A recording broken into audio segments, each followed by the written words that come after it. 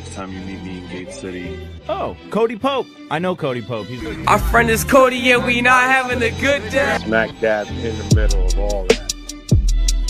That was beautifully said, and I love that you said when you have a microphone in it. And we were able to do it. It's about just showing up.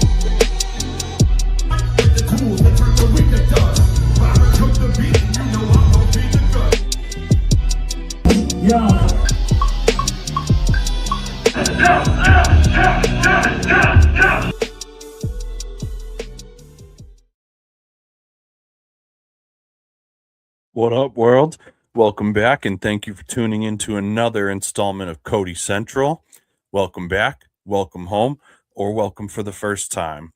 If it's your first time, every night here is a little bit different, but we're going to have ourselves a wild night nevertheless.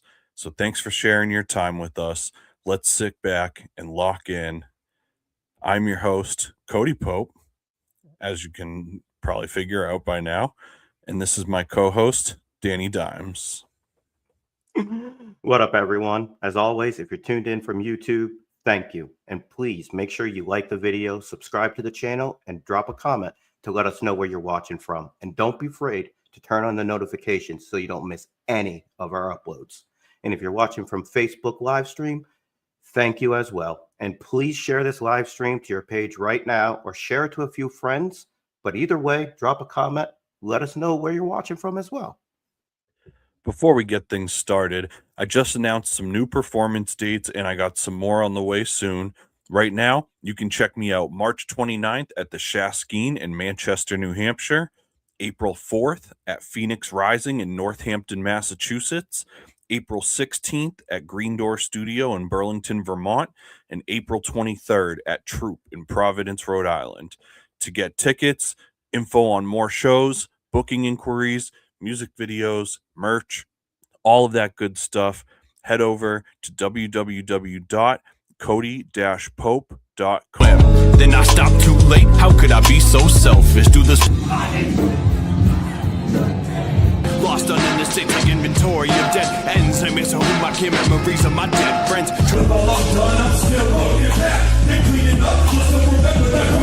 It's my soul on the record, like removing the mask. Brain connected, feel electric, intermeshing spacecrafts.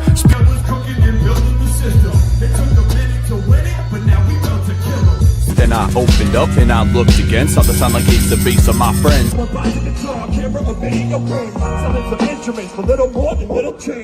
Lost some gems, I'm bound to lose some more.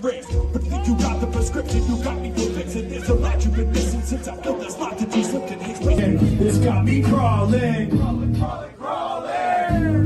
Not perfect, not even close to alright. If you're with me, let me hear you say alright. I'm all about my name, yo.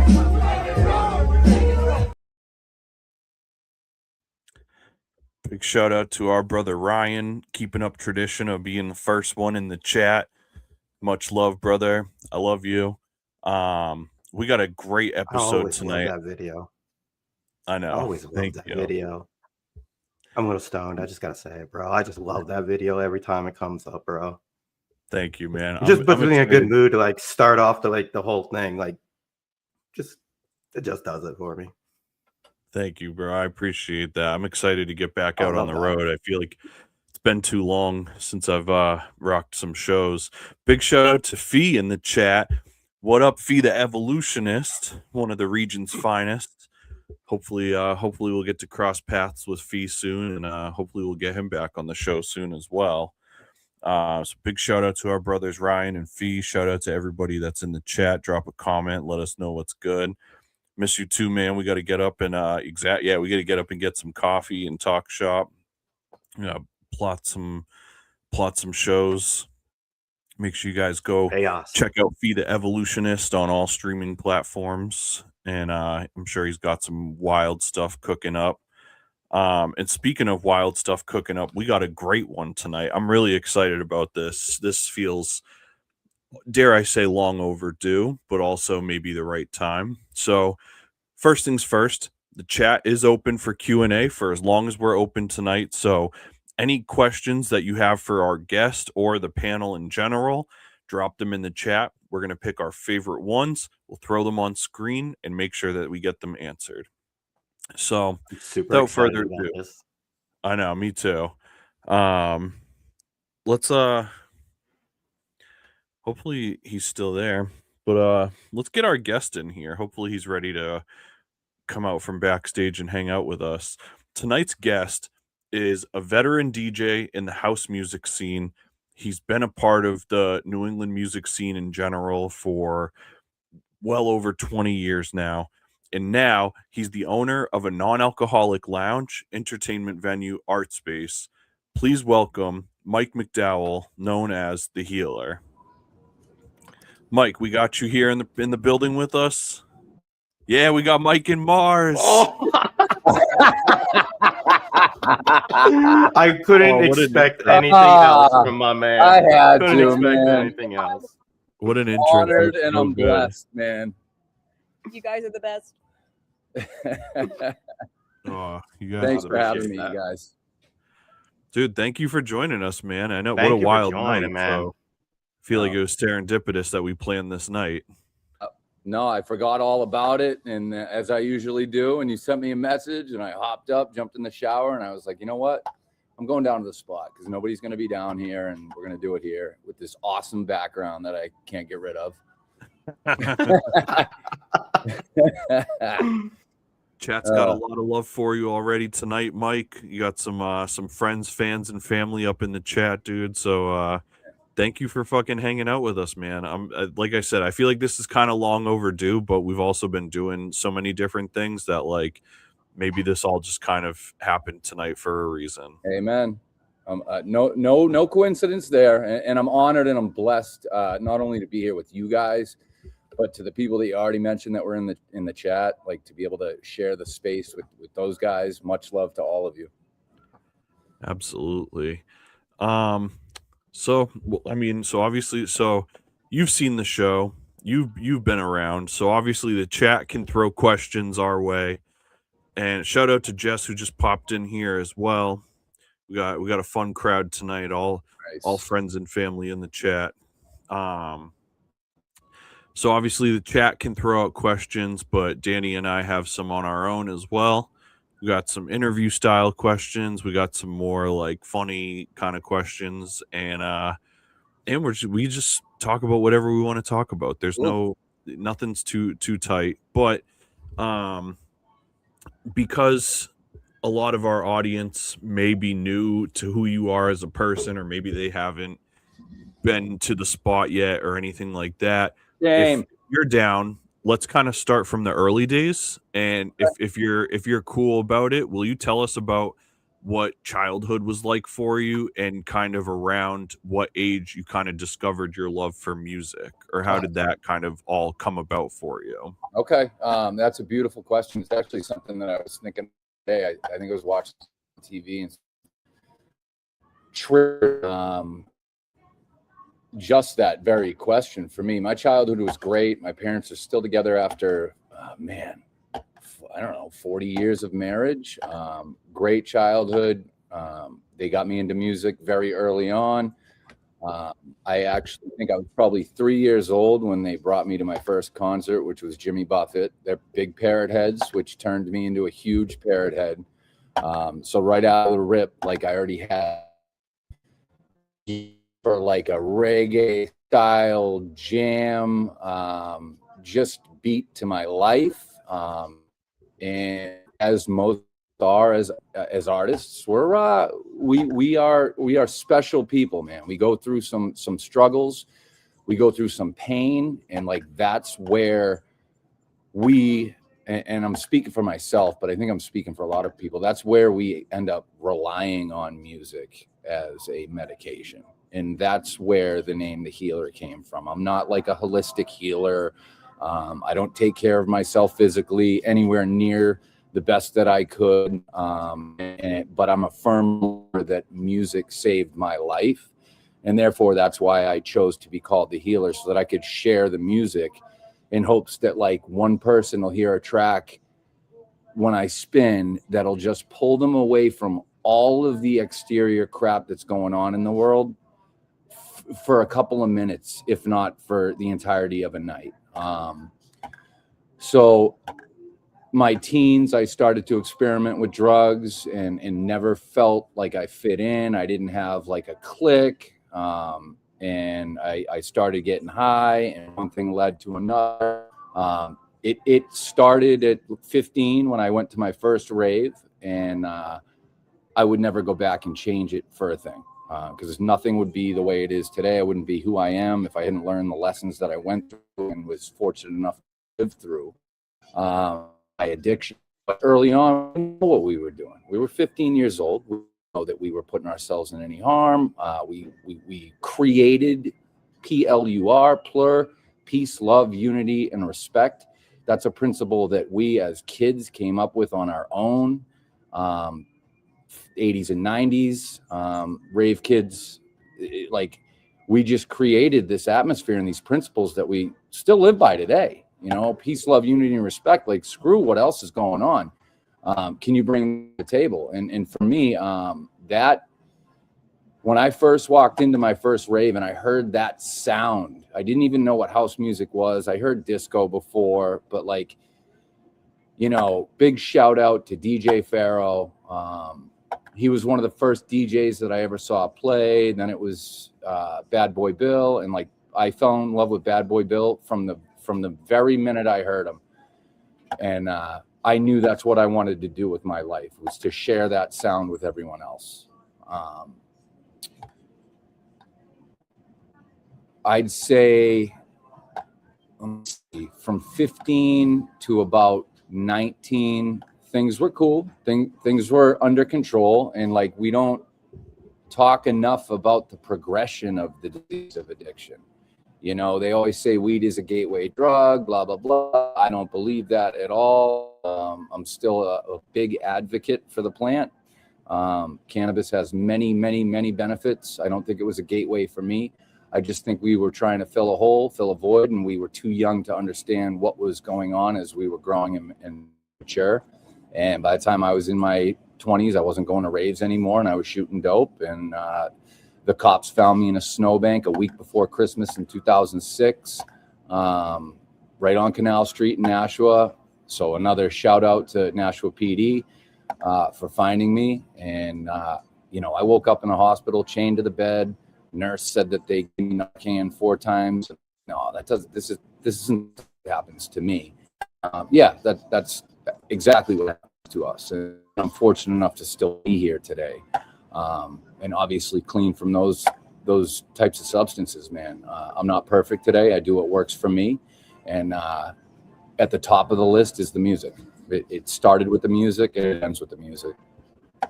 Hell yeah, I love that, dude. You answered some of my other questions in that too, so we may circle back and dive in a little bit more. Okay. I want to shout out. So Ryan in our chat said, "I've been to the spot once already. Plan to go again soon." He definitely came out for a Cody Pope show at some point. Shout out to Ryan. And it was funny, while you were talking about it, Fee asked, "Mike, did you grow up in the area? I think you know my friend Todd Griffin, aka DJ Pharaoh." There it is. So very, very serendipitous, if you will, how that all panned out. Shout out to everybody in the chat. So you kind of mentioned that you started going to raves and shows when you were like 15. Mm-hmm. So when did you start performing at them?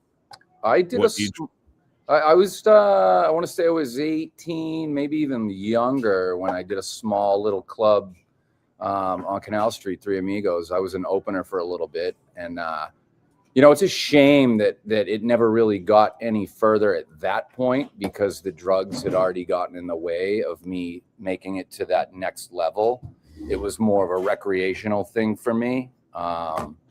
So I really had to just like separate myself from the scene. I had a few, like I said, a few clubs and gigs back before I was 20, and then I was gone from the scene for a good 15 years. I had to just step away. I had to step away. I had to put the music down. I had to put all of it down. I mean, I robbed myself of about a decade of music, thinking that it was part of the phase of the 90s and that it would fizzle out, thinking that maybe that was the problem. And look at it now. It's complete. The house music scene has done a complete, it's back. It's the weirdest thing to see, because when I took that break, the scene had actually changed a little bit, as everything does. It ebbs and flows, but history seems to repeat itself. So it's back the same that it was in the 90s, and resentful to the scene for changing. And now it's back. I'm back. We're back. Everything's good. So yeah, early on it wasn't a lot of gigs. Now's my time in my 40s. So I have been pretty lucky to experience a lot of music throughout my life. I have played music since I was about 14, 15 years old. My my understanding of house music is very small in scope. I think when I was coming to I don't know what I would say, like I don't want to say like maturity, but like when I was like at the point of performing music and being at like different kinds of music events and stuff like that, the big electronic music that was kind of going was dubstep. And so my my correlation to electronic music often comes from dubstep, and I think of like friggin', like raves with light shows and like the kind of womp like music, and some of the stuff that's like kind of almost like elemental to that at that point.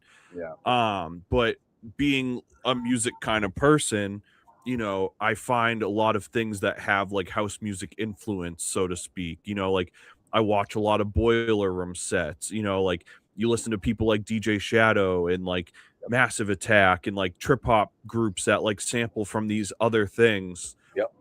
That was my long-winded way of asking you if you can kind of describe what the house music like experience is like if you were to bring a stranger who wasn't familiar with that into like how would that experience go for them experiencing house music live for the first time? I mean, it's going to be different for everybody, but I'm sorry that happened to you. Dubstep. Yeah, so some people in the chat are going to hate me. I just can't. I need more organic sound. So I have another resentment towards some dubstep. Drum and bass, different story, way different genre. But like the house music for me, and the reason why I like to keep it strictly house is because of I mean, where it came from. The story of house music in Chicago, and Frankie Knuckles and Warehouse, like that, like it's a magical thing that transpired out of the disco era. It's the 4 on the floor, it's the jazz, it's the funk, roots, and obviously that transpired into disco, and then it has currently transformed into house music with that straight 4 on the floor, very soulful melodies, pianos, strings, like a lot. It's just, for me, it's the organics that come with the house music that really do it for me.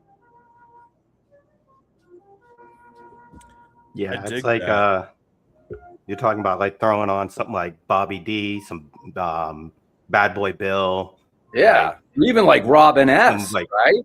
Yeah, CNC like Factory, that real like early, like people don't understand. Like there's a big difference between like house, progressive, techno. Yep. Like they're different genres within inside of a genre. Yep. So like there's different types of hip hop. Like there's that like Houston hip hop. There's like that Atlanta, New York, LA. Like there's those different sounds where like even inside the house, like in the house world, the techno, the EDM, like they're all like subgenres. And right. And I love the evolution of it too. Cause like my house folder in Serato has like maybe 12 subgenres of house.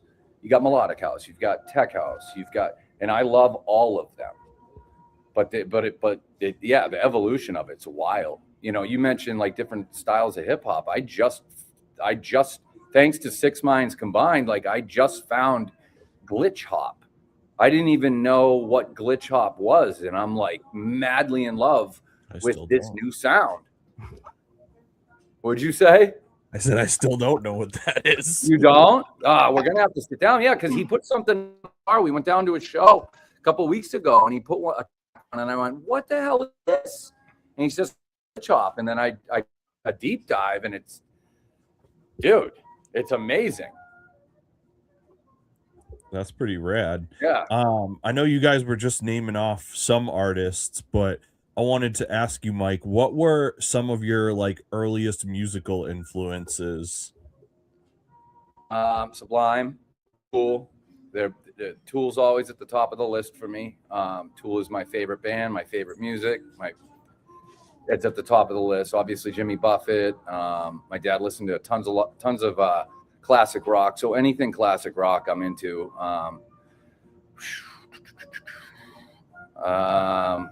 Baby Got Back was my first cassette when I was about 10. Sir Mix-a-Lot. Wu-Tang Clan, huge influence. Who else? Mac Miller has been this newfound influence for me. So that's not necessarily early on, but God rest his soul. There's so many. I have such a Miles Davis. There's such a wide array and variety of influences for me. I don't know, man. I just love music so much that I can't get enough of it, you know? Oh, he made me. I was like trying to look. I was like, oh, do I go to the Miles poster, or do I grab one of the Miles records, or do I? That's my dude, man. Miles for me. You know, I'm sure a lot of people too, but Miles was kind of my. So like, I grew up in a house where my mom loved jazz, and so I was always like understanding of jazz. And I love my mom, so if she ever hears this, please know it's not an insult, but she's into more like Starbucks jazz, for lack of a better term. You know what I mean? Like real, like safe, sanitary, like shopping jazz. Yeah. And so my appreciation for it at that point was kind of lateral. Like it was like, oh, like I always hear this at my house. Like I like hip hop. I know that hip hop and jazz kind of like parallel, whatever. But punk rock, dude, introduced me to Miles Davis because Henry Rollins, of course, one of my like big idols, and plenty of other like punk rockers would always talk about how like Miles Davis was like almost like a punk rock artist himself, in the sense of how much he challenged the norm and challenged even like jazz standards and stuff like that. And so that always holds a special place in my heart. I could go off on a deep tangent there, so I'm trying to reel myself back in. Well, yeah, we might not be able to. Like, that's such an important aspect of hip hop that I overlooked. You triggered this when you were just speaking, and it made me think about how pivotal Mac was in tying that back in, the jazz into the hip hop. And I had never really considered jazz's influence on hip hop until I heard Mac Miller. Interesting. Yeah. So I think yeah, one of my like favorite hip hop groups of all time is Gang Starr. A lot of people that know me, know that Gang Starr was a big influence for the Cody Pope and Byron G records and whatnot. And one of the things that Gang Starr always kind of got stuck with throughout the 90s is people called them jazz rap. Yeah. And they did sample jazz very heavy, and Guru is like a jazz aficionado. And so they tried to kind of fight against it, but eventually they embraced it. Hell yeah. And Guru ended up going on to do these records called Jazzmatazz, and he would work with like Roy Ayers and Donald Byrd and like incredible jazz artists and be like rapping on these collaborations with them. Okay. And they're like remarkable records. Well, I got to thank you for that one. Yeah, I love those. To kind of follow in that path, and maybe if you can't get to 5, I'm not going to hold a gun to your head, but what would be your 5 recommendations for house music artists for people to listen to if they're experiencing it for the first time? Okay. My at the top of my list is going to be Global House Culture 4 is a mix by Bad Boy Bill from way early on. Not a lot of people know about that one because he did the Bang in the Box series. But Global House Culture 4 is at the top of the list. Go listen to it. Danny knows. Look at that. Like there was no other artist that could meld these real techno grooves with that disco sound and create a whole new thing. So Bad Boy Bill. Chat is totally in agreement with you on that. I love it. I love it. And then, I mean, top 5. I mean, today, like, James Hype catches a lot of crap, especially from my homeboy Sean, DJ Zion. He catches a lot of crap, but James Hype is an executioner on the decks, and I love to just watch him do what he does on the controller. And it's not even, so I don't know if that's really a good example because it is, he does house, but he ventures off. I'd have to look through my library, dude. You know, I've got thousands of tracks. I mean, Dom Dalla, Sam Divine, anybody from Defected Records is phenomenal. Carl Cox. I can't give you a top 5, bro. Hey, those are some good recommendations right there. You know, I always am just looking for like starter packs for new music genres where it's like if people aren't into hip hop, you know, if people have like a preconceived notion of like rap music and stuff, and they hit me with like, if they need some sort of like introduction to hip hop, I'm going to have like some key, like, I love hip hop and rap music where it's like, you know, people think that I'm this like hyper conscious, like Vinny Paz rapper or whatever, but it's like, I listen to Gucci Mane, and I also listen to Nipsey Hussle, and I also listen to like DMX, you know, it's like, I don't have like but at the same time, I'll listen to like an Atmosphere or an Idea and Abilities or an Aesop Rock or whoever, you know what I mean? It's like, the spectrum is so wide that it's like, I don't discount like rap. I don't discount the place for like traditional rap music. I just understand that I represent a smaller subsect of hip hop. And so when I'm trying to get people to kind of like, you know, take the pill and follow me on the journey or whatever, there's like certain things that I'll be like, oh, well, if you've never heard Gangstar, if you've never heard, you know, like, depending on if you're like a lyrical person, you know, I'd be like, you should listen to Black Thought. You know, if you're into a musical composition person, go with a Roots album. The Roots have such a diverse discography of like really cool instrumentation. And obviously, you know, they're known for being the band. So it's like, depending on what somebody's like predilection is musically, I would try to think of artists that would help them kind of cross that barrier. And so that's the kind of stuff that I look for as like it, like, cause like I said, like I love like electronic music, but my understanding of it is just so surface level.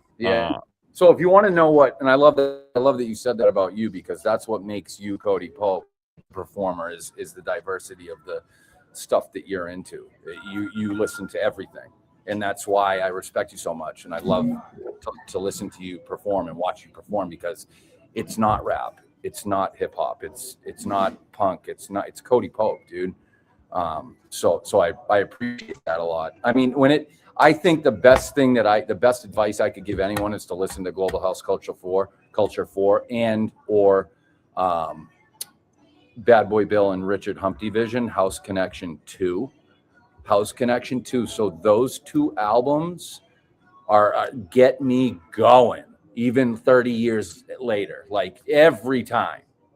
So if you, Cody, were like, I want to know exactly what influence and what gets him excited about house music and why, is those two albums right there. I love that. Yeah, those two albums. I'm like excited to go check out Bad Boy Bill now. The Dude, chat goes no. Every time we say that name, the chat is like going nuts. Well, it's funny too, because we went to go, Danny, real quick, hold that thought. We went to go see him about 12 years ago, and we even reached out to his manager, and there was like 12 of us who were diehard fans. He used to play here in Nashua all the time. So we grew up on that sound. Well, and no hate to him, he kind of had to shift his sound for a little while because he was playing clubs and needed to play what was in demand. But now they're back, and they're pulling sets now that I've been dying here for the last 15 years. So he did full circle as well and came right back to that old sound. I just watched them do a live set a couple months ago. It was phenomenal. Dan, I look at it this way. You may not be able to give a top 5, but you gave the correct first 2. Word. That's all that matters. Word. It's all that matters to start with. Word.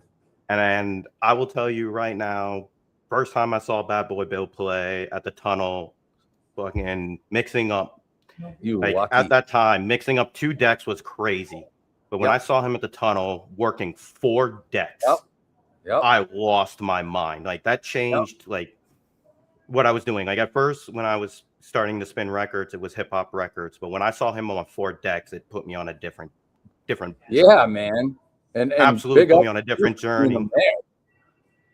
And then all I know is I'm thinking right now is the 3 of us need to get together, record an episode of Cody Pope listening to Bad Boy Bill for the first Let's do it, dude. That's what I'm talking about right now. Pull it up on YouTube right now. We ain't gonna wait. Boy Bill. Right? I will get on eBay, wherever I gotta go. I will get a CD copy of it from somewhere. And like that's the introduction to House Connection 2, is that girl with the vocal saying, I forget exactly. It's cool when it's on two turntables, but when it's on four turntables, and like that was this whole new thing, and everyone was blown away by it. Oh, like chat, so bringing me back, man. Laura has the CD. We have an official. I have the CD. Holy. Behind every good you guys man. know I love my CDs. That's how I love to experience music more than anything. Yeah, I have cassette tape. That's why I said I have vinyl. I have 7 inches and LPs. Obviously, I've got the whole gamut of music. But CDs are my favorite format, and I will die on that hill forever. I love it. I got a couple more music questions before we veer into your current venture. Okay. One thing I wanted to ask you was, where was your first performance at? And in addition, where was your furthest away performance at? First performance was at Amigos on Canal Nashua. Like 90, maybe 2000.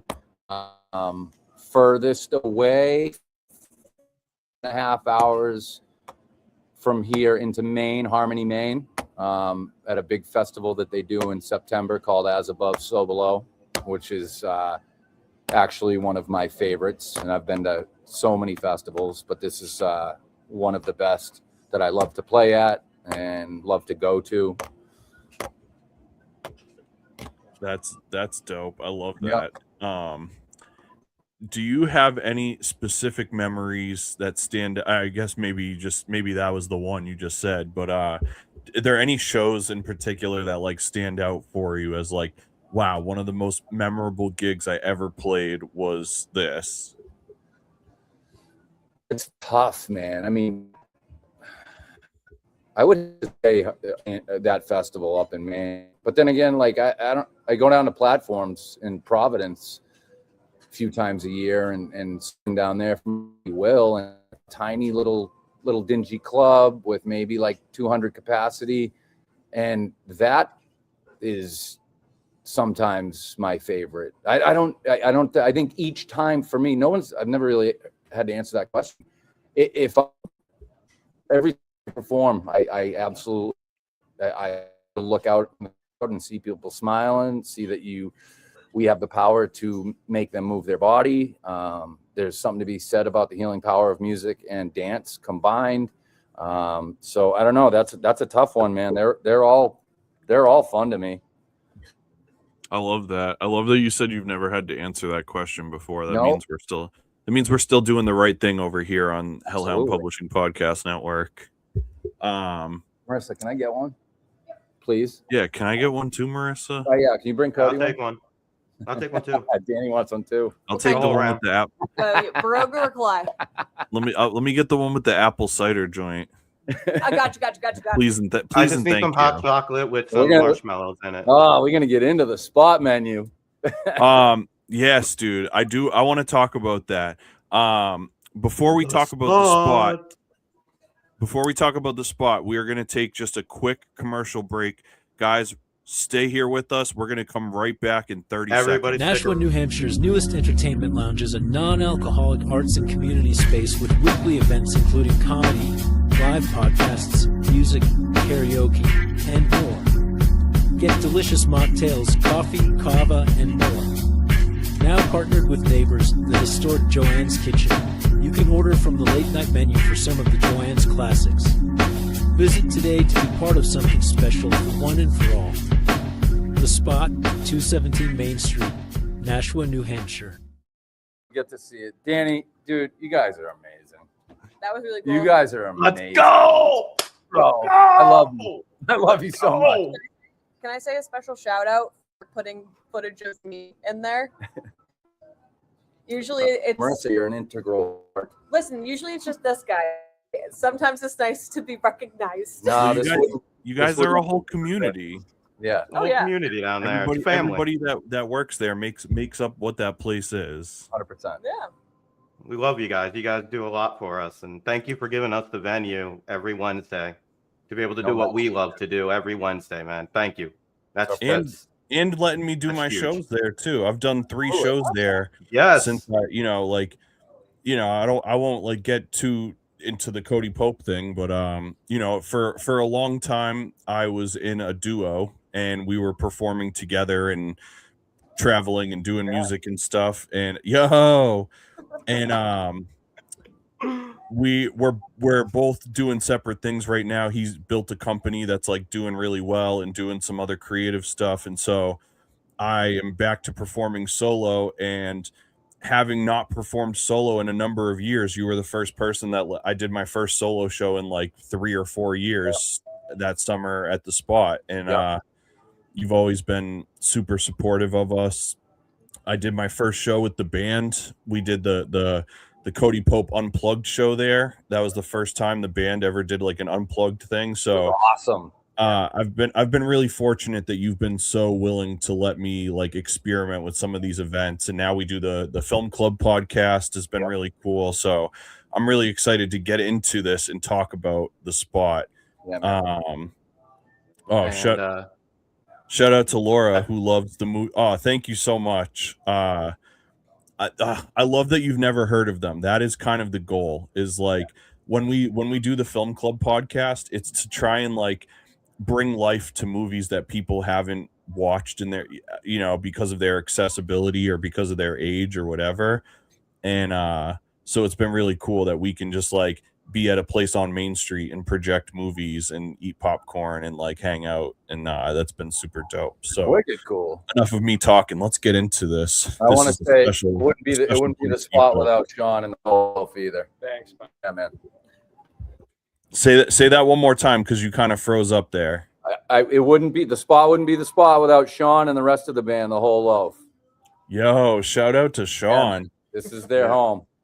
Sean. Yeah, dude. Sean, can you hear? Are you guys on speak? Can you hear me? Yeah, you can hear you. I can hear you. Okay. Jesse, your bandmate. Yeah. Jesse was in the first band I ever toured in when I was 15 years old. I've literally known Jesse for over 20 years now, and he is such a amazing person who's like overcome so much, and so I'm so happy to see him jamming with you guys because it seems like you guys have a great thing going. And I've been able to catch up with Jesse more because we didn't see each other for a number of years, and so I love that you guys have him rocking with you guys. I just think that's friggin' awesome. I'm excited to come see you guys rip it up soon. Yeah, I'm really glad to have him. He's our newest member. He joined us a couple months ago, and it's been really great. Dude, he's rad. Yeah. Shows have been getting better and better with him. So good. He's such a special musician, dude. It's awesome. Like his ability to like jam and just like go off the chain is just like so crazy. Yeah, he is my favorite. I don't mean to break hearts, but yeah, like I tell him all the time, like I practically beg him to get up there and shred because his licks are like no one else's. Trying to see if I can get this in focus. It's kind of hard, but this was the band we were in together. We literally put this out in 2005. I'm trying to see if I can make this clear, but of course it's it was all the white. Back up a little bit. There. There you go. That's right there. Now slide it to the Shoot you what? Shoot You Wounded 2005 demo. That was our band. So when I was 15 years old, dude, and Jesse and these other dudes brought me into this band, and we like played tons of hardcore shows, like, and I ended up doing my first tour with them. I was 15 years old, and we literally got in a conversion van and we're playing shows in like Florida and Georgia and Mississippi and Tennessee and all this shit. And like they just had faith in me and like taught me so much about like being a better musician and shit. So it's cool. I love that. It feels like a full circle thing that now he's in a band with like great young dude musicians who who can actually like fucking keep up with him and shit instead of just like us like sloppy power chord shitheads. Yep. Yeah, he's fucking awesome. So let's talk about the spot. Let's talk about the place that you're at. So I think you kind of alluded to it a little bit, but it would be cool for you to get deeper into it.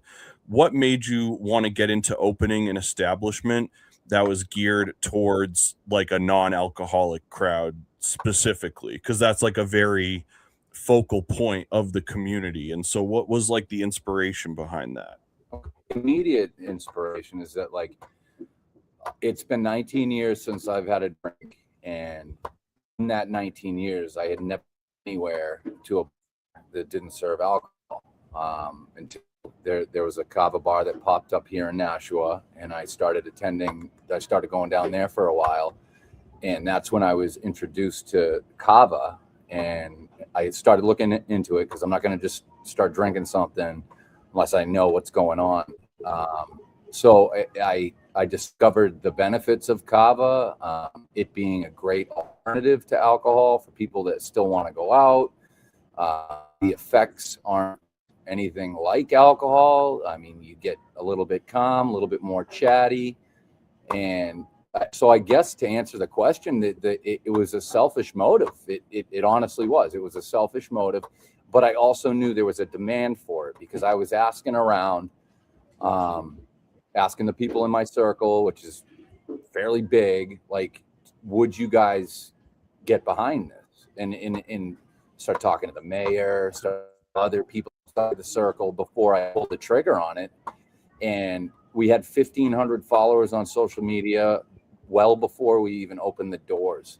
So I knew that there was a higher calling, if you will. I'm a firm believer in that stuff. You don't have to be. But there was something that was motivating me to do it that was outside of myself and outside of my control. I was building it out going, what the am I doing? Like what are we doing here? This feels so wrong.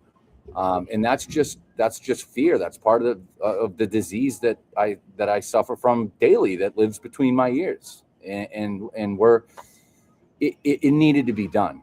Like, there's a lot of people in recovery that want to go out. And also, like, COVID destroyed a lot of those what we call third spaces, right? You guys remember growing up, the arcades were there. We were always going to Fun World, like Mel's, like nobody goes out anymore. And we lose the human connection. We lose those. So I wanted to make sure that that was safe for people to enjoy live music and live performances and just really enjoy being in each other's company again. I missed that the most after COVID. So, yeah. Oh, sorry, Danny, were you saying something? Oh, no, I'm spaced out for a second. No, sorry. Danny, wake up. No, wake up. Our audio like glitches sometimes because of our internet connection, so it sounded like I cut somebody off there for a sec. I'm notorious for it. We all know that. You know, I do it if I had something to say. If I have something to say, I'm going to get it out. You know that. So you do a lot at the spot, as we mentioned. You know, obviously you have a great selection of mocktails, kava, coffee, tea, all sorts of different stuff. You guys have the late night menu with Joanne's Kitchen that I'm excited to talk to you about in a bit.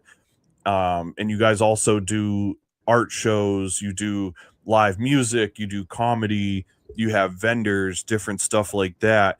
And so what is like the most important way that people can support what it is that you're doing? Like, what is the kind of core to keeping the spot a community space?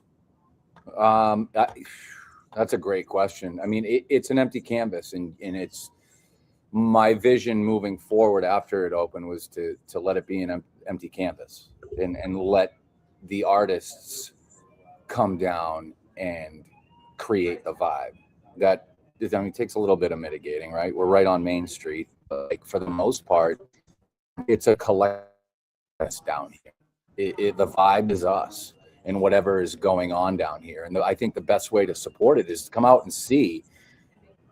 You can have a good time without feeling like shit the next day.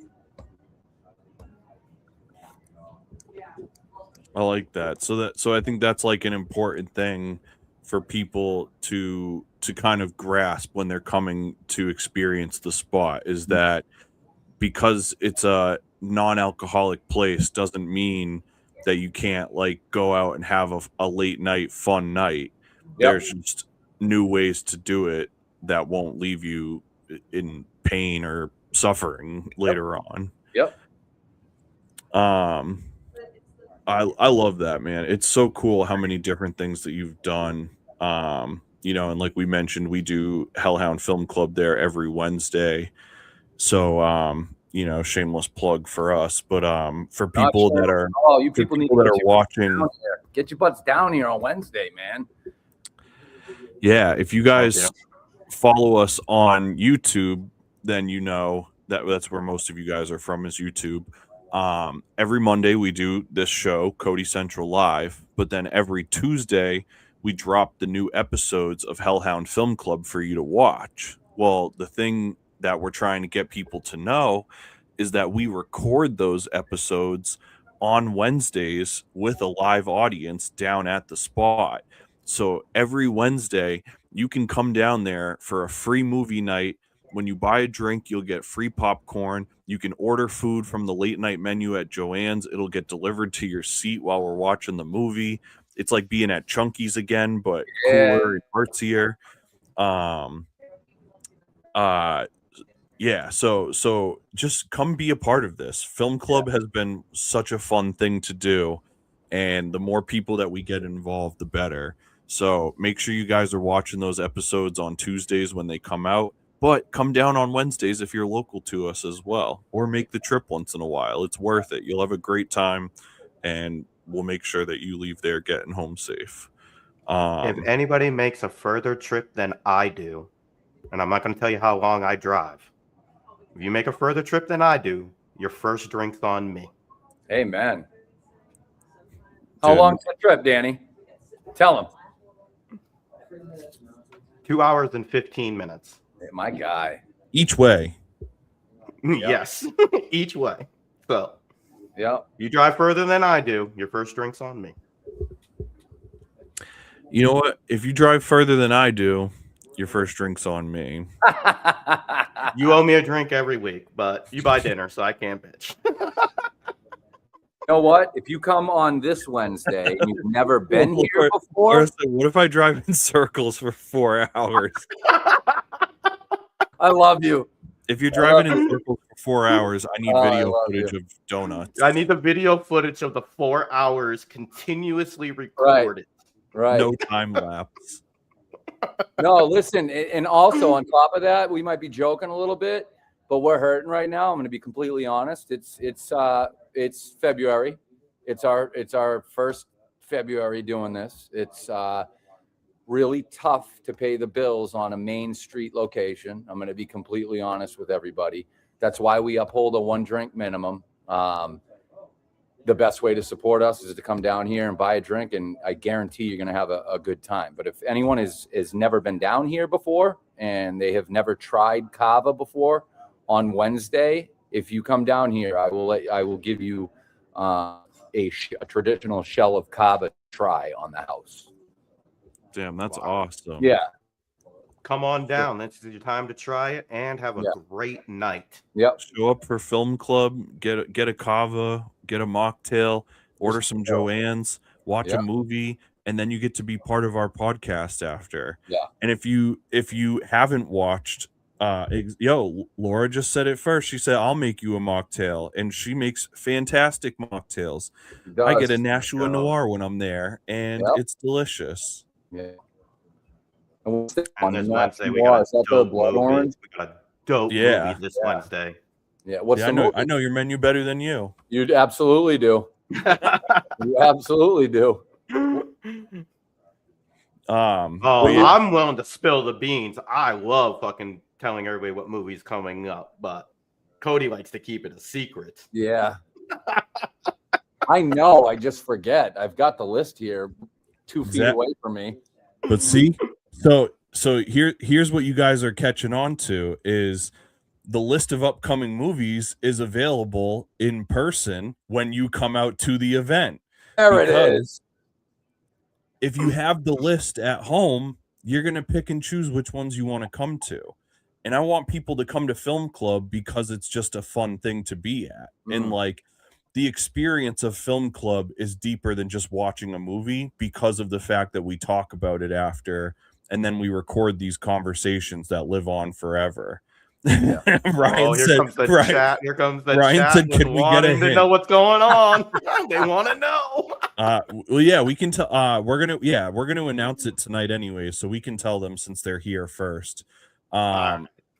This week's movie is drum roll. Danny, do you want to tell them or do you want me to tell them? The Batman. Oh, that's right, dude. Yes. I gotta be honest. It's my favorite Batman. It is my favorite Batman. I'm sure some of you guys know, but I am a Batman-aholic. I am probably I'm in the top 20 percentile of Batman fans worldwide. Maybe the top 30 or 40, but like I am in the high up like in this room, you can't, you know what?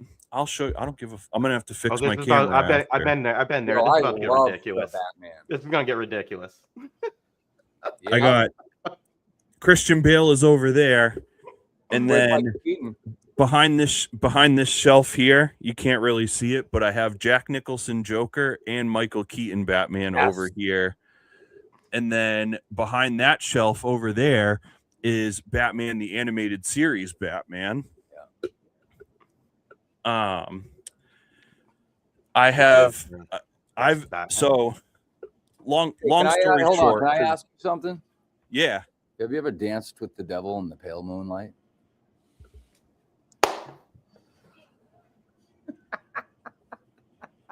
Wow.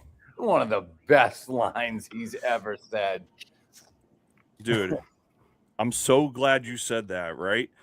And I'm about to blow your mind here. Hold this thought. I'm pulling up something on the interweb. I love it. This is fun. I love that you just said that. That's what we do every Monday. Oh, this is fun, man. That's what I mean, dude.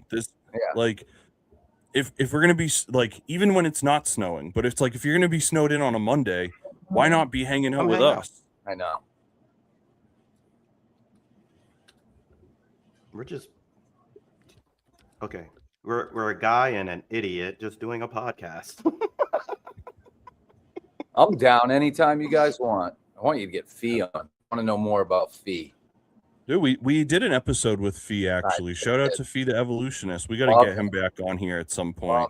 Yeah. Definitely get him on.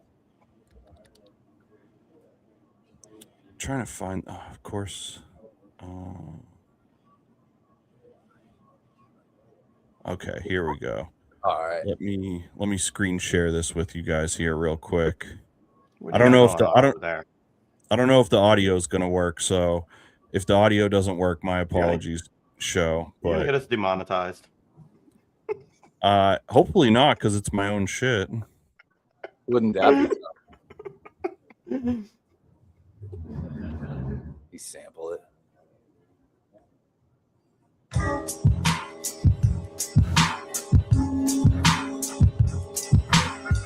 So this, I don't know if you guys hear it or not, but this whole song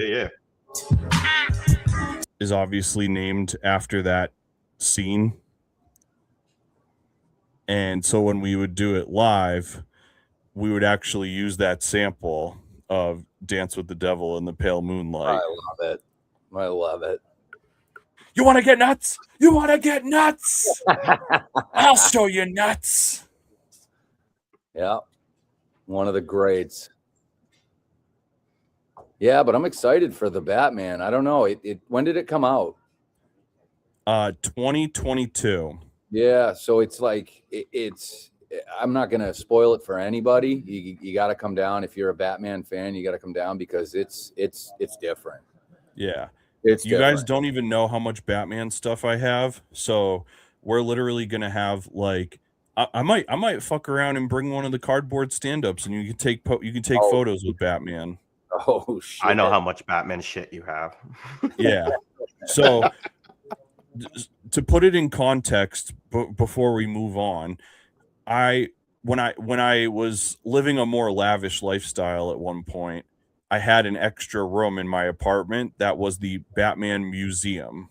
I had a room in my apartment that was just 4 walls of all my Batman collection.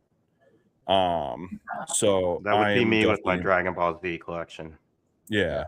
I'm what they would say a bit of a psycho. Nah. So I want to talk a few more questions about the spot before we wrap things up tonight. But understandably, so how long has the spot been open for anybody that hasn't been there? I want to say about 9 months right now. I think June 3rd will be our 1 year anniversary. Okay. Yep. So obviously it's still in its infancy a bit, but how has opening and running the spot so far impacted your relationships in your life, and how has it impacted the way that you go about life? It's tough, man. I'm making relationships every day. I mean, do in business. The most important part of my job is to form relationships, and the more relationships that I make, I'm more enlightened, but at the same time I get pulled down by the stress of the job. So it's like things like this are such a blessing for me because it pulled me out of the state of mind, because it's not easy. It's not easy at all. What the hell was your question? It's that I was just asking how has the business impacted your relationships with life? Which relationships? You know what I mean? My wife's got my full support. I think the relationships have gotten better.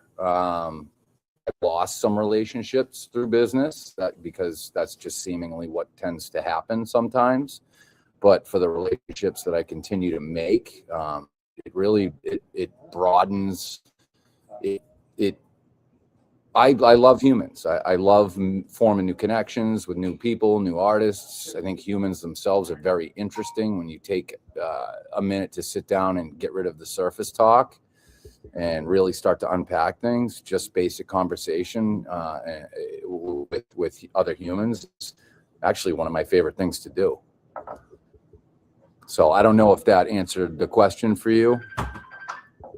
Yeah, I mean, there's no right or wrong answer. You know, it's like I think doing something of that magnitude is going to impact everybody differently. Yeah, and so that was more of a thing from personal experience, where like I run the business of a record label. I've been doing that since 2018, and that has had a severe impact on my relationships, where I've forged some very strong connections with people. And I've also like alienated people because of my like hunger to make this thing successful. I've definitely had to learn some hard lessons about how to balance my friendships and my business, and how to, you know, and then the people that you are in both of those things with, how do you maintain both of those things equally, where it's like, how do you have conflict in business and still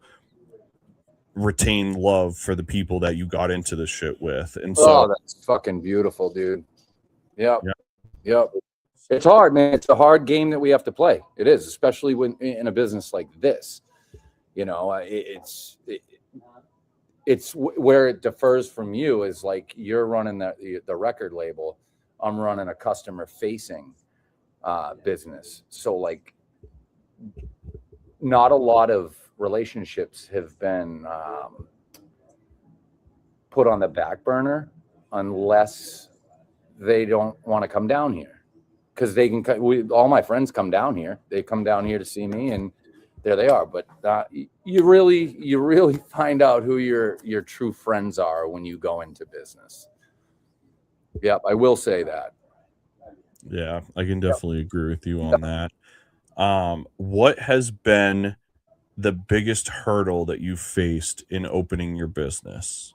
Not losing my mind. Holding it together. And like I gotta shout out my wife for all of that. She holds me up more than anybody else does. And if she hadn't been here and isn't here to hold me up, like I don't even know if I'd still be here today. It's hard. It is. It's very hard. But it's very, very rewarding because I get to do stuff like this. I love that. Yeah. Big shout out to Tyler, who just popped in the chat. Tyler said, "What up, guys?" Tyler is a good friend of the show and recent guest on this show, as well as a recent guest on Hellhound Film Club. Tyler has a new movie coming out this year called Joey's Big Reveal. Make sure you guys go follow him on social media for more info on that. Tyler, the spot is the fucking I love you, bro. That's a new relationship that I got from this. Yeah. Oh, and I love him, dude. He's great. Speaking of, while we're still on the spot, I know we're getting close to time here. Hopefully I'm not eating up too much of your time, Mike. Not at all. I want to talk about drinks here because we had a couple comments ago Yep. First one was, what is in a Nashua Noir, which is my favorite drink, but I'll let you answer that, Mike. I want to actually let Mars do that if you guys don't I would mind. love that. Yeah. Because absolutely. Marissa is the sole provider of the recipes for all 15 of our all-natural mocktails that we have. So I want her to come do a little can. Someone's asking what's in there. Yo, I had no idea that you made all the recipes for the mocktails and stuff. That's so cool. Did not know that. That's awesome. Opening a kava bar, I called him and he was about wanting to have all these gourmet mocktails and things like that. I've been cooking since I was a kid. That's always been my hobby. Music's been my passion, my life, my job. Hobby's cooking. And I basically called him and bullied him into making me the manager so I could make the menu. I didn't have a choice. No, he didn't. He didn't. I love that. And so in my apartment, I invented, I think, about 8 of them. In January, before we opened, he came over. We did a tasting. A few of them. Yeah, a lot of them. Yeah. The spot was there. Most of them were there. The Nashua Noir was actually also there. So that is usually blood orange. This winter, blood orange has not been available to us. So we're going with just regular orange right now. But eventually, fingers crossed, hopefully next year, we'll be able to get some blood oranges. They don't do anything. They're just colorful and nice. So we use orange juice. We use spiced apple cider. We use some seltzer. And I used to call it apples and oranges because it works really well. Yeah. I like Nashua Noir because I'm a noir movie nerd. And so that is and I'm a Nashua nerd. So that's just the perfect thing for me. I wish I could just, right? Oh my gosh. Let's go. He doesn't get a drink yet. Not yet. I will. Yo, would he get to pick the ingredients? So I shouldn't talk about this live, but hopefully it's just real ones in the chat here. So I'll share this with everybody. We actually talked about this, Mars, but I have an album that I'm hoping to put out later this year. It's called Cranberry Cody, and I do some instrumentation as well as the vocals on it. And so when the album's ready to release, I would love to do a Cranberry Cody drink that's exclusive to the spot. Yeah, that's happening. Easy. Yep. Slam dunk. Yep. Some cranberry apple cider joint or something like that. We can do that. Yeah, I think you should come and taste test like we did, and we'll just keep hitting the drawing board until you love it, and then that's what we'll keep. I'm so down. Yeah, that's dude. So exciting. Yep. Which the cool thing is, if it's anything like January, it just works. Yeah. Yeah. I want to ask about another drink. Good friend of this show and film club, Jess, said the Fields Grove is a tasty drink. Can you talk to us about that one? Shout out to all my Nashua Fields Grove heads. That's a spot favorite. I remember approximately when all of these were made. The Fields Grove was made last second. Mike was very insistent. You're getting in here for this one. He said he wanted a banana drink. Yeah. I was very insistent that I didn't want smoothies on the menu. For the reason of it's one of our top sellers. Well, and it's not a smoothie. So I didn't want any smoothies on the menu because I didn't want us to become the next Jamba Juice or this other smoothie place. And so I was thinking back into my past. My mom's business partner is a Korean lady, and I was being brought to the office when I was a little kid, and my first utensil was chopsticks. This Korean business partner really, really loved kids, and basically I was the first kid to the office, and she was just like, this is my little white baby. I'm raising her. And in Korean culture and culinary, there's a thing called banana milk. And that's where they take banana and milk, they blend it, and they strain it, and they like to drink it after spicy meals and things like that. And so I thought, well, that's kind of a cool option. What if we make it more American? Yeah. And so we made basically chocolate chip banana bread milk. Ooh. And that's literally what it tastes like. That's what it is. Yeah. It tastes like banana bread. And my reasoning for sound good. And my reasoning for wanting that banana one on there was because my goal was for us to, I wanted us to have 15 signature drinks, all titled paying homage to Nashua, but I wanted to make sure that we had like a spectrum, the whole palette, because as you guys know, you can get something fruity, something like the Mines Falls Mule with the ginger beer. We have it all. Yes. For every different person. Dude, I'm glad you said that. That's the next one I want to talk about. Is Tyler said the Mines Fall Mule is my personal favorite. The Nashua references make me so happy because it's like I hear Mines Falls and I just have all of these like funny predilections of experiences I've had there, and I'm like, oh, I'm glad we could make that something that's so wholesome and enjoyable. I know. So the Mines Fall Mule, that was. Did I even say that in English? Kinda. Okay, cool. Yeah. Yeah, everyone knows what I meant. That one was an idea from Mikey, Little Mike, who's now working at DNR Towing. Towing, yep. Shout out to Mikey up here. Shout out, Mikey. He wanted to do some sort of ginger beer kind of inspired thing, which wound up eventually being like, hey, Mars, do something with ginger beer. And I instantly was like, okay, a mule. That's something that bars have. That's really good for people who stop drinking. If they have a drink that they like, kind of getting out some of those cravings in a more efficient, better for you way. So we decided on making a mule, and that was the last one we finished creating. And I think at the very end, our buddy Nick was down here. Yeah. And he was like, why don't you put some like fruit in it? And so we threw some of our fresh homemade blueberry compote, no sugar in it. It's pretty awesome. It's pretty good stuff in there. And that's why it's purple and delicious. Man, I love that. And it's funny. Tyler said that he had the banana milk one for the first time, and it's incredible. Yeah. So that one totally takes a lot of favorite. That's a lot of work for the bar staff. So, we're glad you love it. We're glad you love it. Yeah. Every time we give that to someone, we're like, please like this. Yeah. He said the blueberry really makes the drink. Thank you. Yeah, there's a lot of prep into all this. You might want to check on it. Yeah. I think he wants to.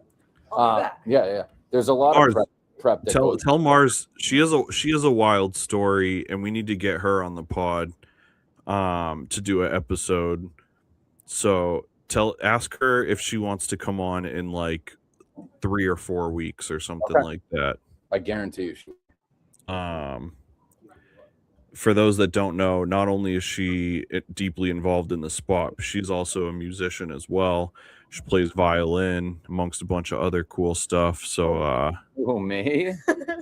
Yeah, I was just saying we got to get you on the pod sometime to do an episode. Hell yeah! Anytime.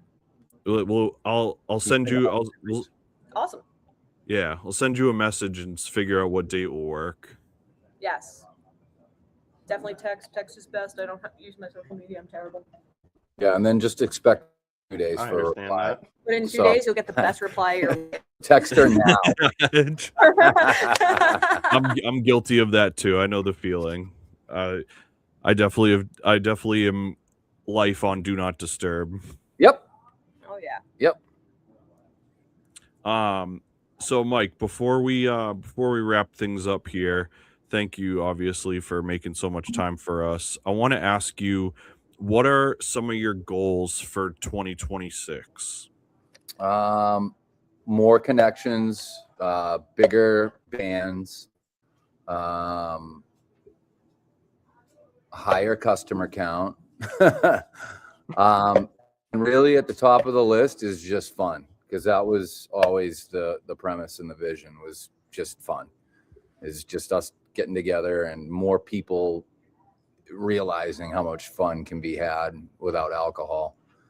And I have a feeling 2026 is going to be like, this is our year for all of us. Yep. I agree. Absolutely. There's a lot of things that are going on behind the scenes because of this place. And I'm not saying that to boost my ego or give myself any sort of credit. This is what I wanted. I wanted a community space for artists to come collab, create ideas together, put things in motion, do different projects. Mars has been laying down riffs on different hip hop tracks. I'm not going to disclose any more info there, but like you're going to see some stuff coming out that she's on. And that's what I wanted. I wanted us to be able to all get together, because nothing is done successfully alone. It's not. And we're all musicians. And if we can become a community, a strong community together, then we're all going to be unstoppable as a force. And that breaks down to individual success as well.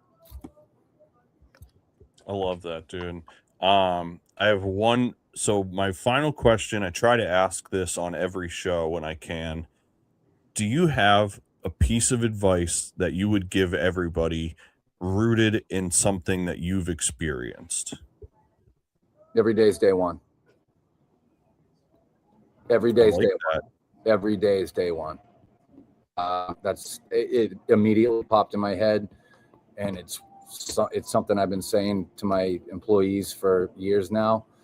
Is every day is day one. You're gonna screw up. You're gonna make mistakes. You're gonna have bad days. But guess what? Tomorrow's a brand new day. I love that, dude. That's perfect. Yeah, I gotta throw this up here. Tyler needs some music for one of his movies, so he's gonna hit you up. Okay. He's trying to scope Yeah, out. man. Let me know what you want done, and we'll go back and forth and figure it out. Hell yeah. Yeah. Dude, thank you so much for joining us tonight. Dude, thank you. Give us all your Thank plugs. Give us all the information, websites. Tell us location, hours, anything that we should know, anything that people should know. The floor is yours. Okay. So the spot's at 217 Main Street in Nashua, right downtown. We're not open on Sundays, but we open at 3 p.m. daily, open till 11 p.m. during the week. Fridays and Saturdays till 1. I'm pretty old school still when it comes to like the social media and all that. So, I mean, I've got my personal Facebook. You can look me up. It's Mike McDowell, _the healer. Instagram is the.healer_music, I believe. SoundCloud healer. There's only a few mixes up there because I never hit the record button. I don't know what the problem is.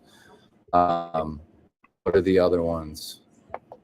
Oh, and we actually just started a TikTok. I was very anti-TikTok for a long time, but we got to follow the trends, right? So the spot itself, the spot Nashua, has a TikTok that you can follow as well. So the other socials are at the spot Nashua.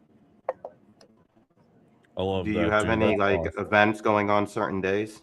I'm glad you said that. I was just going to point out Mondays are open mics. 7 o'clock, I believe, 7 or 8 o'clock we start. Karaoke on Tuesdays, 7 o'clock. Wednesdays is film club.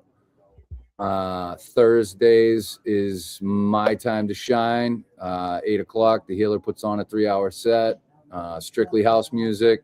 It's kind of started turning into an open decks thing where some of my friends come down with their gear and we just kind of freestyle together. I think we had 6 turntables hooked up a couple weeks ago and we were all bouncing off of each other, which is the best unscripted magical moments that happen doing what we do. And then Fridays and Saturdays, we usually try to showcase a great local band. Vale's End, Tumbletoads, Cody Pope. The Whole Loaf is here twice a month. They do an open jam, and then they do a Whole Loaf set. I think the next open jam is on the 7th. They're always on Saturdays. And the website is actually live, which is thespotnashua.com. And you can get on there, and there's a full calendar of the month that shows everything that we got going on. Hell yeah. I love that, man. Yeah. You guys, please come down to the spot, 217 Main Street. Yeah, man, come down now. We'll be here till 11. We ain't doing much, but if anyone's sitting at home watching this and wants to come down and hang out for a bit, me and Mars and Sean and a couple other people are down here right now. Hell yeah. Yep. And make sure you join us Wednesday night for another live recording of Hellhound Film Club. If you haven't checked out the episodes yet, they air every Tuesday. We record them every Wednesday. And before we bust out of here, here is a quick little teaser for Hellhound Film Club. Yeah, we hold Billy too there. Okay, Bill, ladies and gentlemen, please hold it quiet. Okay, that's the shot.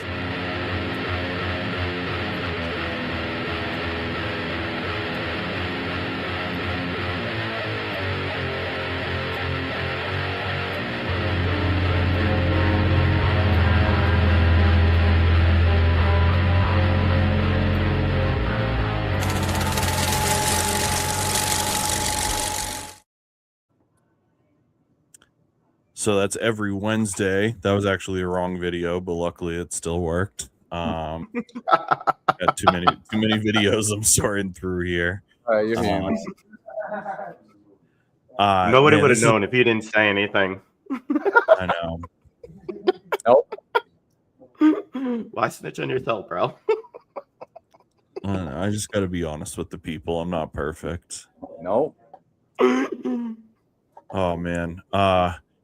Mike, thank you so much, bro. No, it's been a blast having you on the show. We definitely got to have you on here again. If we got to everybody that's in the room with you, we pretty much got to do an episode with at some point. Let's get Sean on an episode, and we can do a whole loaf episode. Yep. We could have the whole band on here. Whatever, I'm down. I love all you guys. Mike, I'm so grateful for everything that we've done this last 9 months or so, and I'm so excited about everything that we're gonna build on. Funny anecdote before I pull you out of here.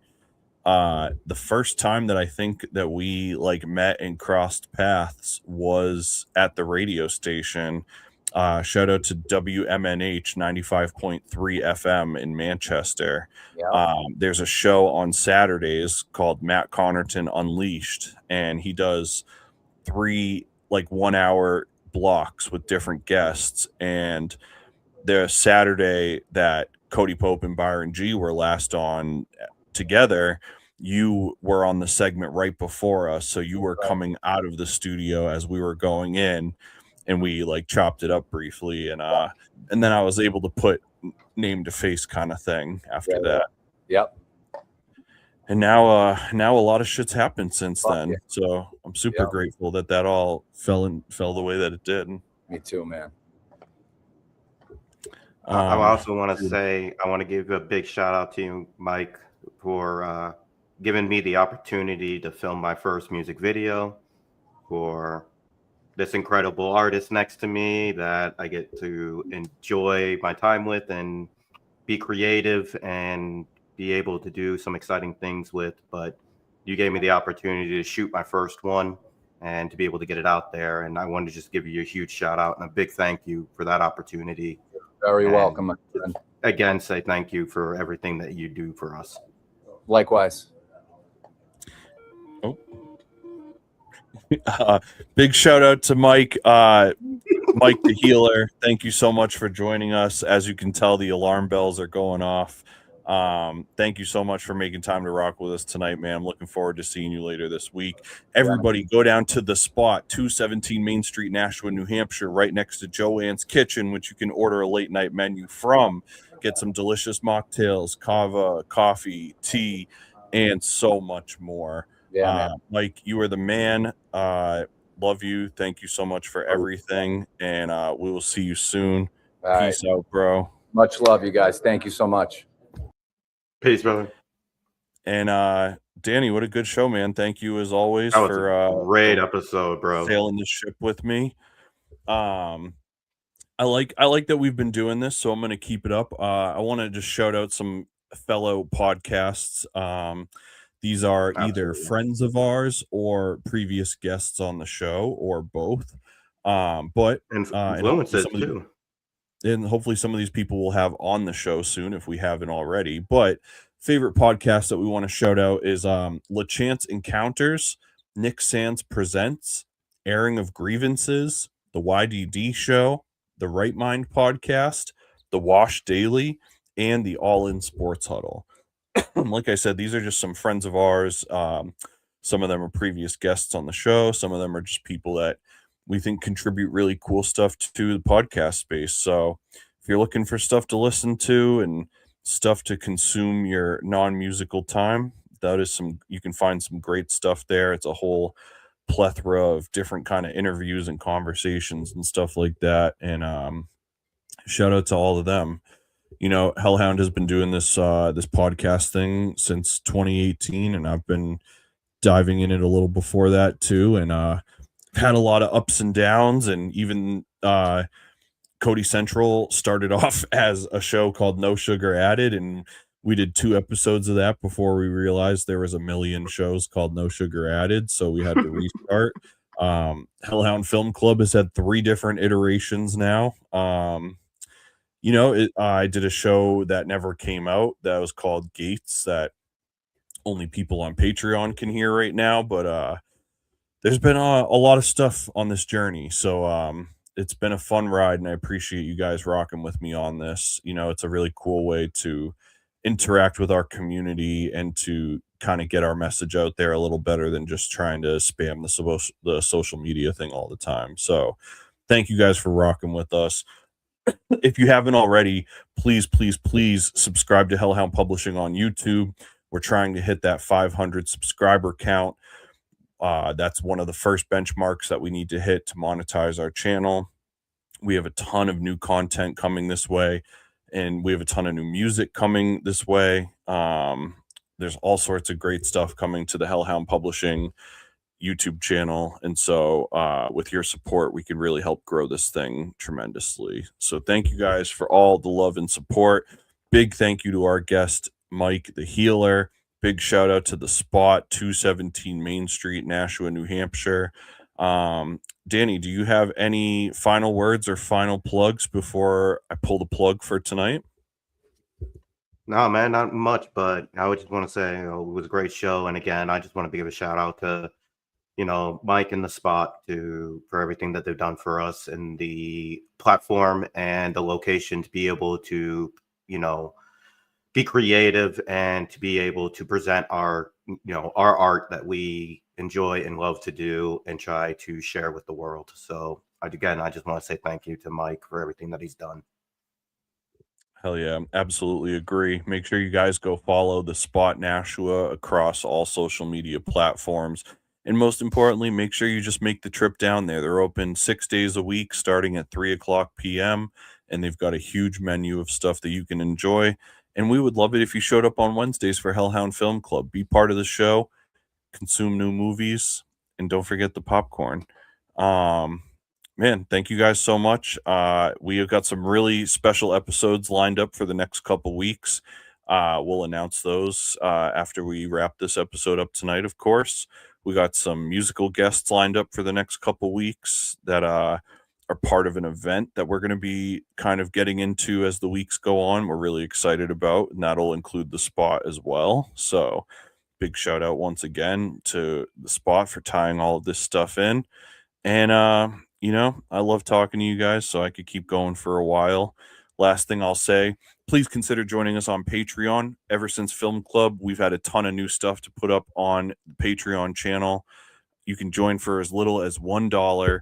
That channel is the $1 tier is not going to be available forever. It's got a limited number of spots, but for as little as $1 per month, you can join the Hellhound Publishing Patreon channel and get access to exclusive Patreon only content, early release music, and stuff from the label. You can get ad-free episodes of certain shows that we put out. There's all sorts of stuff on there, and you'll get everything going back from 2018 when we started too for that $1 a month. So please help us support the cause. Patreon.com/Hellhound Publishing, hellhoundpublishing.com. Hellhound Publishing is the world. Hellhound till we are underground. Love you guys, and we will see you soon.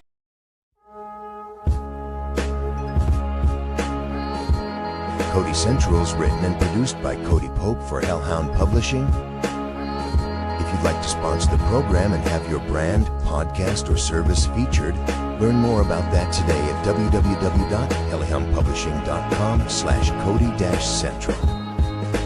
Additional ways to support the program include purchasing music, joining our Patreon for exclusive content, or simply donating at any of the links available in the QR codes above.